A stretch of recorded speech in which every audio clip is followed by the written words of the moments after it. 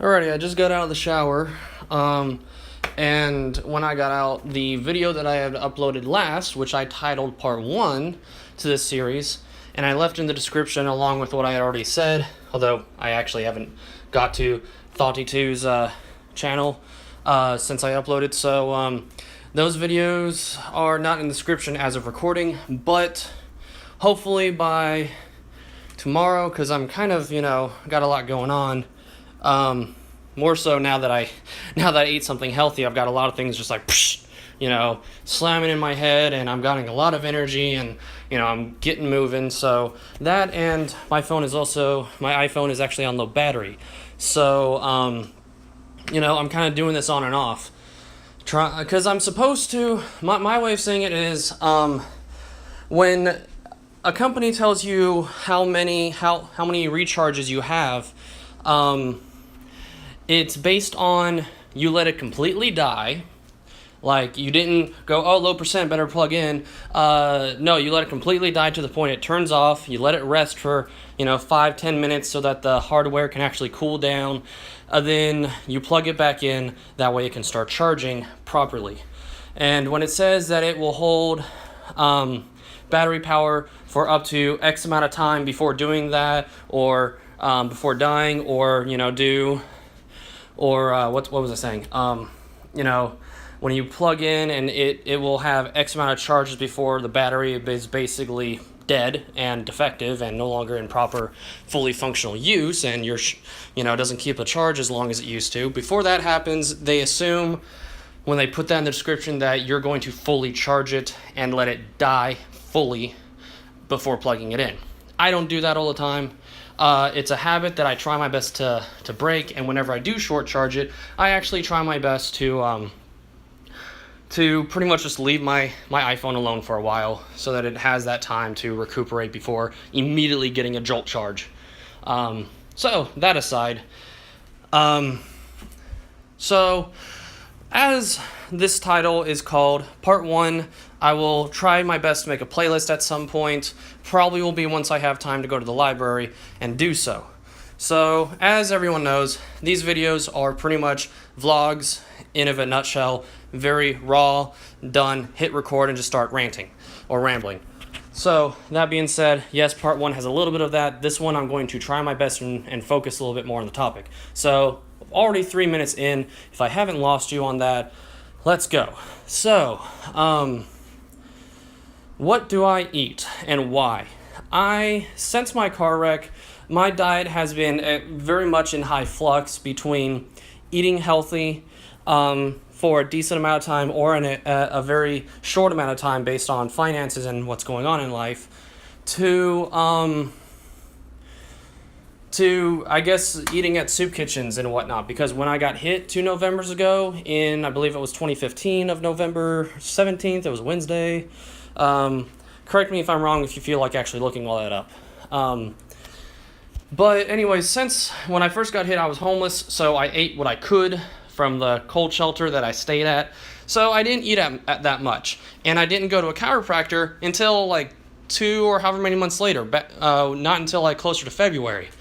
So yeah, kind of a late start on trying to fix everything, but I'm hoping as long as I do it right, I'll still heal up and be good as new since before I got hit, and everything like that. So, I have tried my best, and it is a struggle, more so every time I slip, but, it happens. I try to eliminate, I check ingredients, and I try to cut corn syrup and high fructose corn syrup. Now, I'm going to put a link in the description of this video, as well as possibly in Part 1, I will put a link to my personal playlist of videos that I have found with superfoods and healthy habits and what not to eat and why.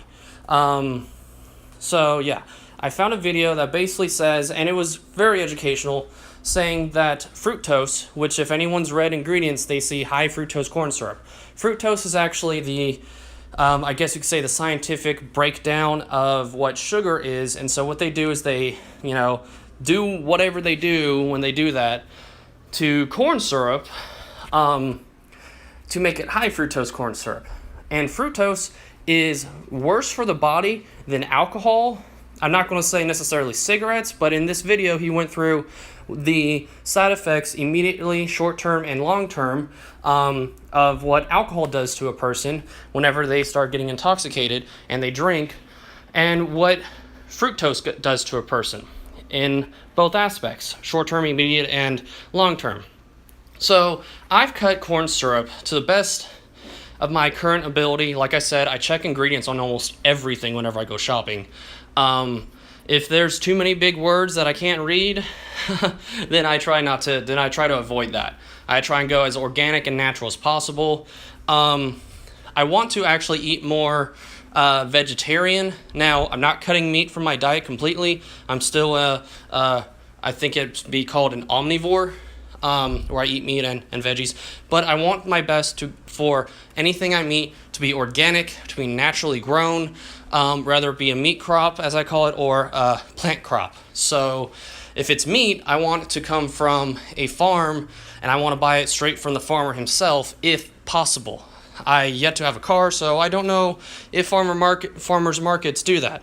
I know David, my biological father, he at one point, I haven't asked him if he still does, plan on it soon, if he still has chickens on his property where he used to sell just organic eggs. I mean, hell, if you're just picking up eggs out of your yard, it can't get any more organic, right?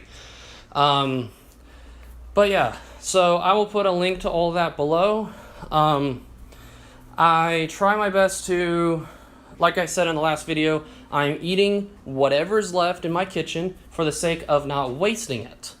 And once I can start replenishing everything, then I'm going to eat wheat to the best of my ability, organic, I'm going to eat the best meats that I can. And yes, I know that the healthier you try and eat, the more expensive it is. But, when you want to do what you want to do, if you want to buy a cheap-ass computer, or you want to buy something that's not good for you because it's cheaper, you're going to get what reap what you sow. So I want to eat better. It's going to be pricey, but ultimately, I'm going to be budgeting, and I'm going to only buy the quantity of food that I can afford every week. Right now, my paychecks are only weekly, so I can really only do that, and I probably won't be able to buy much unless I can get my father to get me my birth certificate, because I need food stamps to do all that, need a little bit of extra food currency. So, hopefully I get full-time. This will be, I know I kind of haven't really touched on it, but hopefully the more the series goes on, the more we can actually get to that nitty-gritty. But yeah, I currently work at a place called UDF, United Dairy Farmers. If you're in the, I guess, Midwest or Ohio, Kentucky, and Indiana area. I don't know if it's necessarily in Indiana. I just know it's kind of in Ohio and Kentucky. But in this area, there's a gas station that has an ice cream parlor type thing, 2-in-1 deal, called United Dairy Farmers, aka UDF. And they pay weekly. My first week there, since I'm still new, I only worked 2 days. I was supposed to work 3, but my manager likes to fuck with people. Like, she did not notify me at all. She just wrote on the weekly schedule, subject to change. That's fine. I ain't got no problem with subject to change.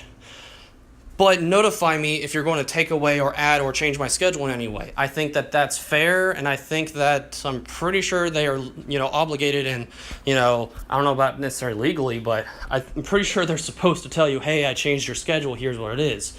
Or at least give you a means of doing so outside of calling the shop every single day to find out if there's a change. It's kind of stressful and retarded. So, how much have you had, Kat? You know what? You can continue eating, considering you haven't eaten since whatever time. Me and Callie are kind of on a budgeting diet, so I'm trying to regulate how much she eats at a time, and I'm spreading it out over the day. But with my schedule not being solid, it's a little bit difficult to say, okay, I will feed you at midnight and I'll feed you at noon, at 12 and 12, and that's when you eat, and get her used to a set feeding schedule. Difficult if ultimately I can be working from 5 o'clock p.m. to 1 o'clock, or I can work from 11 to 6, I don't know if there's really, and that's just two of the time slots that I've worked. I've worked a few in between as well. But yeah, so hopefully, I'm really praying that this happens. I was supposed to be kind of, quote, on loan. I was supposed to be, being shared between two different stores. I'm going to be trained more and more how to do closing. I got 5 days this week, so that's wonderful. Hopefully I see that on the next paycheck, if not the week after. I'm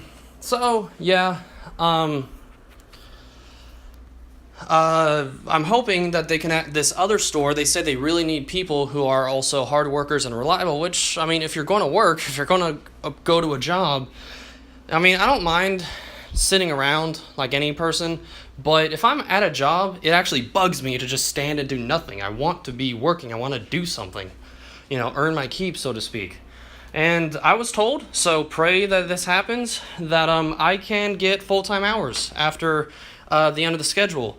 There's a chance after my performance last night, I was told that that I could actually be fully transferred from my original store to this other store that I will be working again tomorrow. Still the same work schedule or week. But yeah, so hopefully I can transfer to this other store, and start a full-time position, because I really need that. And I'm debating if I want to get a second full-time job, because I don't really need to overexert myself and overexhaust myself. I need to look up the definition of overexert. What does exert mean? If you know, or if you can, if you feel like being kind and nice, just throw it in the description, because I don't know when I'll actually get around to looking it up. Not because I'm lazy, just because I already have plenty of other things that I gotta do. And I don't look things up on my phone. Raina used to say, oh, well, you have a smartphone, you have internet, you have Google, look it up. Well, I'm an old-fashioned person. I don't like relying on technology. If I can find it at a library, or if I can just ask a person, I'd rather do that. Or if I have an actual computer, or I can type something on a keyboard and a mouse and go click, click, I'd rather do it like that. I don't like relying on a cell phone and this smartphone app technology. That's a peeve of mine. The fact that everything is app now. Put in a job app. We have to shorten everything, versus back in the day, if something was an application, it's like, oh, these are the applications for this tool. People used to actually say it like that. And it actually makes you sound smarter. So, I'm not a fan. I'm trying, once I have the means of lowering my stress and, having the better tools around me to be a little less stressful. I'm not making excuses, or at least I would like to think I'm not. But I'm going to try and, in every different department of my life, fix myself. So, yeah, I know this kind of went on an opposite rant tangent, but also, really quick, before I end, Callie right now is she's hoarding down. She's got her face literally... What, cat? Eat. Actually, you've had quite a bit now.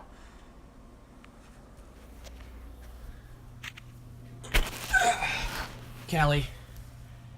Oh, shit. Well, I'm already at 14 minutes, and you actually have had a substantial amount, so... if you can tell, that's pretty much wet food and frozen mix of veggies. She's got peas, corn, and green beans, I think, in there. So, yeah. She literally had her face, like, all the way at the bottom. So, yeah, remember when I always say in my past videos my cat's a fat ass? She's a glutton and everything? Yeah, there's kind of a reason for that, so...